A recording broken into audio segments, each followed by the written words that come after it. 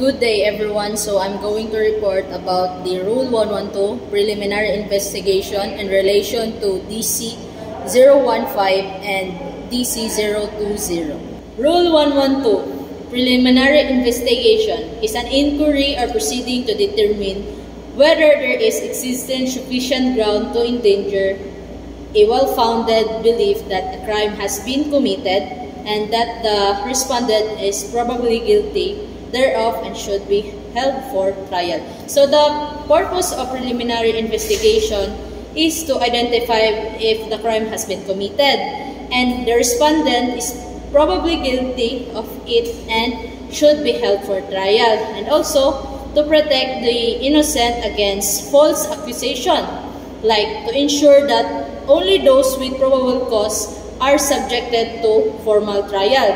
So in order to determine the probable cause, it should be filed by the prosecutor, and if there is no probable cause, the complaint is going to be dismissed. So Rule 112 Preliminary Investigation is generally required offenses punishable by imprisonment of at least 4 years, 2 months, and 1 day. Regardless of the fine, in relation to Department of Justice National Prosecution Service Rule on Preliminary Investigation, the Department of Circular 015 is effectively replaced or override Rule 112 in matters of preliminary investigation and inquest beginning.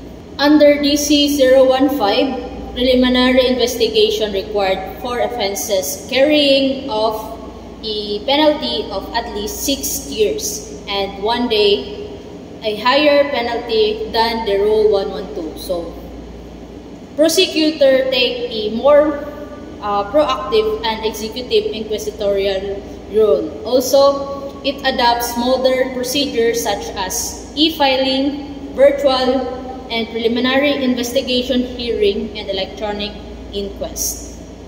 On the other hand, the Supreme Court acknowledged the DOJ authority and effectively allowed the DC 015 repeal inconsistent parts of the Rule 112. Although a formal repeal by the court is still pending. When it comes to Department of Justice Circular number 020, those circular addresses the evaluation and handling of criminal complaints or referral prior to conducting preliminary investigation. Prosecutors have 10 working days to evaluate complaints, referrals to determine if there is enough evidence for preliminary investigation.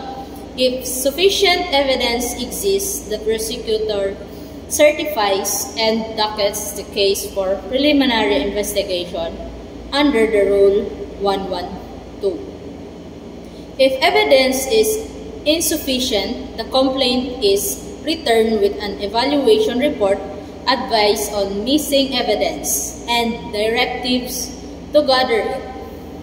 If that fails the case, it could be without prejudice, or it may close without prejudice. To sum it up, Rule 112 as baseline of Department Circular 020 as gatekeeper of Department Circular 015 as modernization and override. To highlight the importance of staying updated and issuance and awaiting a potential formal rule change by the Supreme